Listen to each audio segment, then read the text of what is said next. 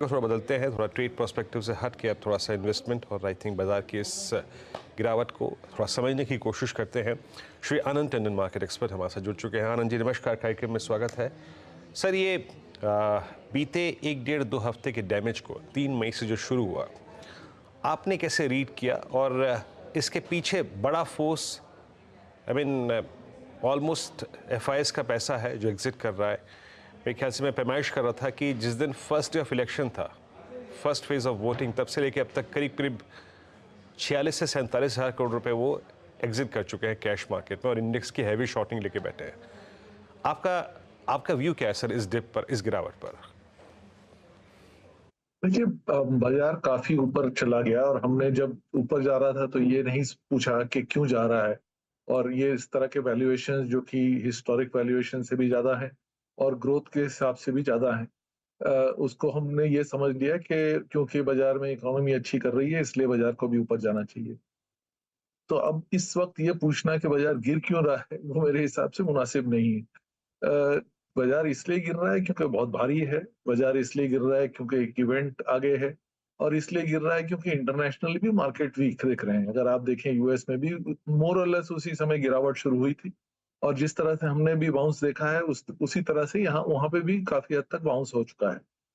तो overall market फिलहाल synchronised mode में चल रहे हैं। मुझे नहीं लगता कि इंडिया के ऊपर कोई बहुत ज्यादा तवज्जो है जिसके कारण फॉरेनर्स एग्जिट कर रहे हैं। ये है कि मार्केट हमारा बहुत ज्यादा एक्सपेंसिव हो गया है कंपेयर टू बाकी मार्केट्स और अभी अपॉर्चुनिटीज जो पहले थोड़े से कम थे अभी फिर से वापस शुरुआत हो गए हैं। अगर आप देखें, कोरिया ने अच्छा करना शुरू कर दिया, जापान ने अच्छा करना शुरू कर दिया, इवन यूरोजोन जिसको माना जाता है कि वो म्यूजियम पीस है और वहां पे कुछ होता नहीं है, वहां पर भी अगर आप देखें तो ग्रोथ काफी अच्छी आई है। इस तिमाही के नतीजे वहां पे भी अगर आप ट्रैक कर रहे हैं तो उम्मीद से बेहतर है और कम से कम 6% बेहतर है उम्मीद से। तो इस साल जो वहां पर यह अनुमान था कि अर्निंग्स में डीग्रोथ आएगी, शायद अब उतनी लेवल की तो डेफिनेटली नहीं आएगी, कितनी आएगी वो भी कहना मुश्किल है कि हो सकता है कि फ्लैट हो जाए। तो अगर बाकी जगह अपॉर्चुनिटी रहती है और यूरोजोन फॉर एग्जांपल अभी फिलहाल 13-14 टाइम्स पीई पे चल रहा है, इंडिया जो है वो भी 10% के आगे बढ़त आप इंडेक्स लेवल पे देख रहे हैं और हम 22 टाइम पे चल रहे हैं। तो ऑब्वियसली वैल्यूएशन के हिसाब से बहुत ज्यादा अट्रैक्टिव मार्केट इस वक्त नहीं लग रहा है। तो गिवन दैट मैक्रो सिचुएशन और given the fact that politically अभी हमारा एक रिजल्ट आना बाकी है, तो हल्का होना ही ठीक रहेगा और वही हम देख रहे हैं जिसका कारण ये गिरावट हो सकती है। ओके, तो आपने एक बहुत, अगर आप देखें, तर्कसंगत इसका जवाब दिया सर कि दूसरे बाजार भी काफ़ी अच्छा खासा कर रहे हैं और पैसा वहाँ हस्तांतरित हो रहा है। अच्छा सर, चलिए अभी काम करते हैं, थोड़ा डोमेस्टिक मार्केट से हट के ऐसे दो सेक्टर्स को लेकर बात करते हैं जहाँ पे अंतर्राष्ट्रीय आई थिंक जिस पे एक्सपोजर लेके हम शायद कुछ हद तक बाहरी बाजार पर फोकस करते हैं, आईटी और मेटल। मेटल बहुत स्ट्रांग, कॉपर प्राइसेस बहुत स्ट्रांग, इंडस्ट्रियल मेटल बहुत स्ट्रांग। मेटल्स पे आपका टेक क्या है सर? अगर आप एक सीरियस पैसा बना के बैठे हैं मेटल्स में, अभी मेरे स्क्रीन पे कुछ देर पहले जेएसपीएल ने ऑल टाइम हाई क्रिएट किया, 4 डिजिट में स्टॉक आ गया, क्या यहाँ पे प्रॉफिट्स कैश में कन्वर्ट करने चाहिए थोड़े, या फिर ये तेजी परसिस्ट करेगी अभी? देखिए, मेटल्स में दो चीज है। एक तो इंडिया में आपको कंपनियां खरीदनी पड़ती हैं जिसमें बहुत ज्यादा कंफ्यूजन रहता है। जैसे आपने मेंशन किया कॉपर, यहाँ पर आप हिंदुस्तान कॉपर के अलावा कुछ कर नहीं सकते। हिंदुस्तान कॉपर जो है वो बहुत ज्यादा एफिशिएंट ऑपरेटर नहीं है। तो अगर आपको इंडिया में मेटल्स लेना है तो बेटर रहेगा कमोडिटीज ही लेना चाहिए। इंटरनेशनली बहुत सारी ऐसी कंपनियां हैं जहां पर मेटल्स के वैल्यूएशन के हिसाब से कंपनियां चीप।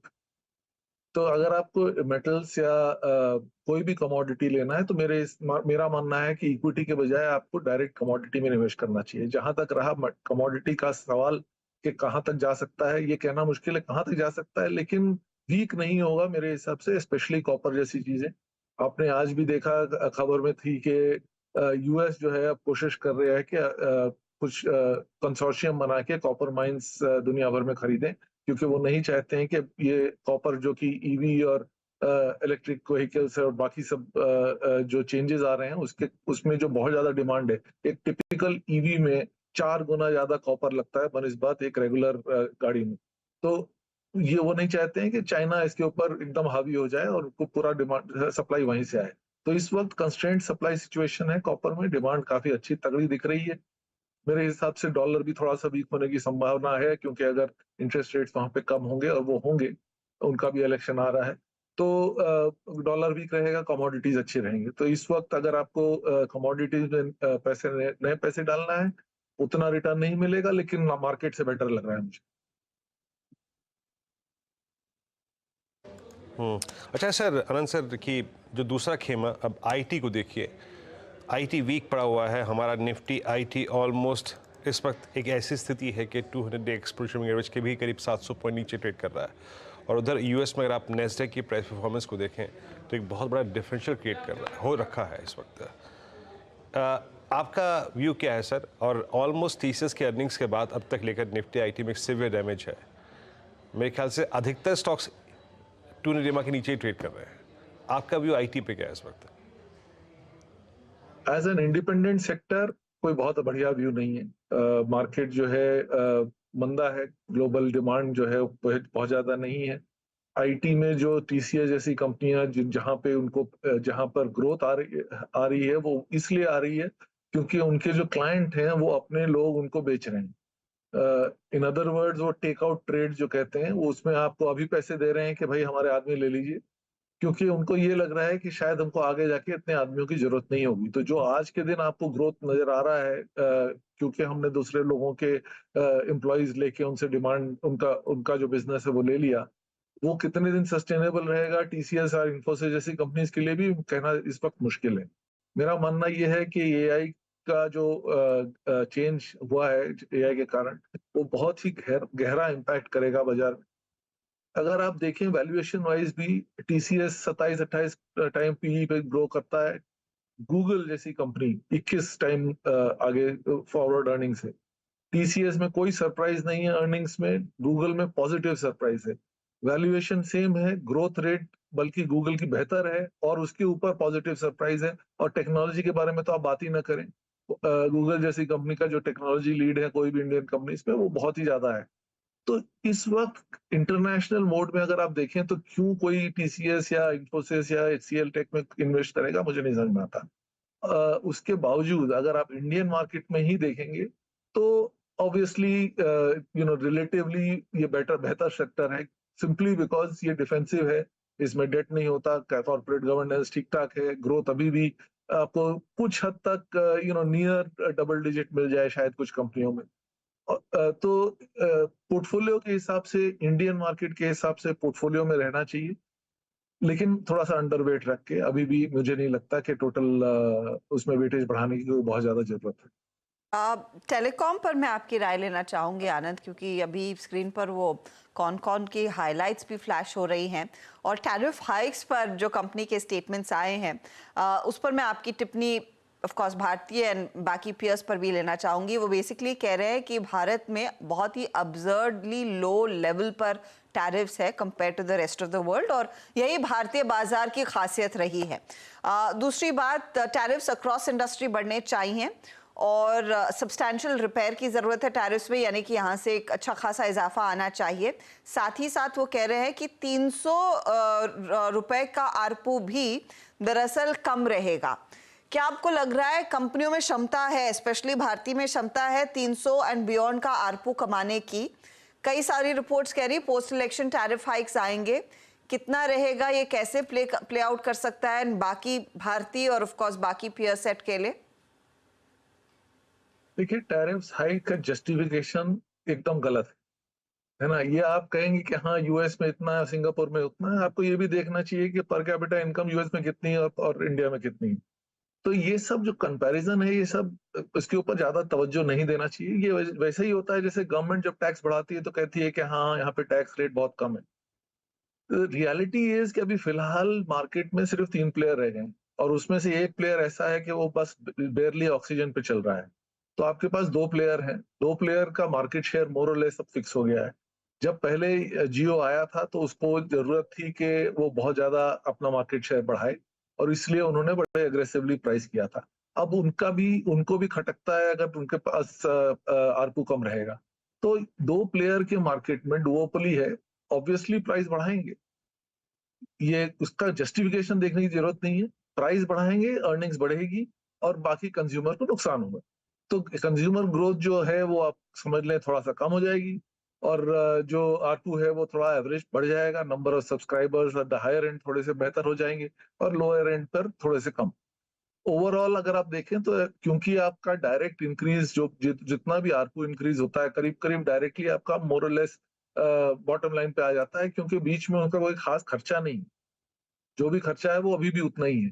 तो ऑब्वियसली अर्निंग्स ग्रोथ होने की काफी तगड़ी संभावना है, क्योंकि बिना उसके वैसे भी आइडिया जिंदा नहीं रह सकता और दोनों को भारती और जियो को दोनों को फायदा रहेगा अगर आरपू बढ़ता है। तो मुझे नहीं लगता है कि अब जो कंपटीशन था दोनों के बीच में जिसके कारण आरपू गिरे थे वो अब रह गया है। अब जो है एक्चुअली कंपटीशन कमीशन को देखना चाहिए कि ये ज्यादा प्राइस गाउजिंग ना करना शुरू कर दें। अब साथ ही यहाँ पर दूसरे जो अपॉर्चुनिटीज बाजार ने इनफैक्ट रीसेंट पास में पकड़े थे, जो आप मेटल्स की चर्चा कर रहे थे, वो ईवी अपॉर्चुनिटी की बात हो रही थी, क्या अभी भी वो इक्वली लुक्रेटिव है? क्योंकि टाटा मोटर्स के नंबर्स हमने अब की बारी देखे और टाटा मोटर्स खुद कह रहा है कि पैसेंजर व्हीकल्स की जो सेल्स है वो सब 5% या जो ग्रोथ है वो सब 5% देखने को मिलेगी इस पर्टिकुलर साल में। उसके बाद एक बड़ा शेकआउट देखने को मिला है। ये जो पूरी ईवी की थीम और जो टाटा मोटर्स का आउट परफॉर्मेंस था उसे अब निवेशक कैसे पढ़े, स्पेशली जो ओवर एक्सपोज थे इस सेक्टर इस स्टॉक में? तो दो चीज है इसमें आपने जो पूछा, एक तो ईवी का थीम जो है वो दो तरह से देखना चाहिए। एक तो वो बहुत ज्यादा उसमें तवज्जो दिया जा रहा था, बहुत ज्यादा हाइप थी, वो हाइप कुछ हद तक निकल गई है। अगर आप टेस्ला का दाम देखें आपको दिख जाएगा 1 ट्रिलियन से ज्यादा मार्केट कैप था, आज आधा हो गया है उससे। ओवरऑल उनका भी इन्वेंट्री का प्रॉब्लम हो गया है, मार्केट शेयर में चाइना बीवाईडी काफी बढ़ गया है, वेयरएज टेस्ला हैज फॉलन। तो ओवरऑल ईवी का डिमांड जो है वो थोड़ा सा कम हो गया on a market share basis, but इसका मतलब ये नहीं है कि ईवी की ग्रोथ नहीं है, क्योंकि ऑब्वियसली मार्केट से ज्यादा ग्रोथ होगी, रिप्लेसमेंट डिमांड भी जो है काफी हद तक ईवी पे रहेगी और मार्केट शेयर ईवी का बढ़ता रहेगा कंपेयर टू आइस। जहां तक इंडियन डिमांड का हिसाब है, इंडिया में क्लियरली परचेजिंग पावर नहीं है, लोअर एंड पे स्पेशली बिल्कुल नहीं है। आप कोई भी इंडिकेटर देख लीजिए, जो भी बिक रहा है वो हायर इनकम के रेंज में बिक रहा है। तो एंट्री लेवल गाड़ी जो मारुति बनाती थी उसका कोई डिमांड नहीं है और एसयूवीज की डिमांड जो है वो बढ़ रही है। मार्केट जो है सिर्फ उस तरफ जा रहा है जहां पर सस्टेन्ड इनकम वाले ही खरीद पा रहे हैं, और जो रेगुलर इनकम जिसके पास नहीं है या जो ट्रेडर्स हैं या लोअर एंड इनकम वाले हैं उनके पास पैसे नहीं बच रहे हैं जिससे वो डिस्क्रिशनरी स्पेंड कर पाए। तो ऑटो में Tata Motors grossly overpriced है, there is no question about it. बाकी भी क्षेत्र जो है अगर आप देखें, बजाज और टू व्हीलर्स में सब ने बहुत काफी बढ़त आ गई है शेयर प्राइस में और मैनेजमेंट ने भी काफी टॉकअप कर दिया प्राइस। लेकिन आज भी जो है वो टू व्हीलर्स का मार्केट टोटल कोविड से पहले के से कम का वॉल्यूम है, या करीब करीब समझिए उतना ही हो गया है। तो 5 साल पहले जितना वॉल्यूम था उतना आज है मार्केट प्राइस उसका, आपका तो 3 गुना हो चुका है। ऑब्वियसली वैल्यूएशन से कंप्लीटली स्ट्रेच। ऑटो में मुझे नहीं लगता कि कोई बहुत ज्यादा निवेश में पैसा मिलेगा इस वक्त।